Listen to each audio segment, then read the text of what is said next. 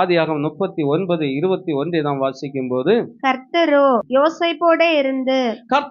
யோசேப்போடே இருந்து அவன் மேல் கிருபை வைத்து சிறைச்சாலை தலைவனுடைய தயவை அவனுக்கு கிடைக்கும்படி செய்தார். ஹல்லேலூயா.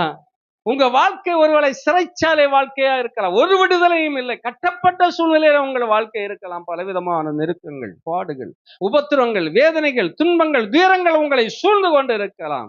ஆனா யோசேப்போடே கர்த்தர் இருந்தார், அவன் மேல கிருபை வைத்தார். ஹல்லேலூயா. அவன் மேல கிருபை வைத்தபடியினாலே சிறைச்சாலை அதிகாரிகளுடைய கண்களிலே தயை கிடைத்தது. கைதியாய் கட்டப்பட்டு இருக்க வேண்டிய யோசேப்பு அங்க சிறைச்சாலை அதிகாரி செய்கிற மாதிரிப்பட்டதான வேலையை செய்யக்கூடிய உயர்வை அந்த சிறைச்சாலைகளை பெற்றுக்கொண்டான். நம்முடைய வாழ்க்கை ஒருவேளை சிறை வாசம் போல காணப்பட்டாலும் சிறைச்சாலை அதிகாரியை போல சுதந்திரத்தை தந்து நம்மளை வழிநடத்தும் கர்த்தர் போதுமானவராய் இருக்கிறார். அவர் நம்மோடு கூட இருக்க வேண்டும், அவருடைய கிருபை நமக்குள்ளால இருக்க வேண்டும். அல்லேலூயா.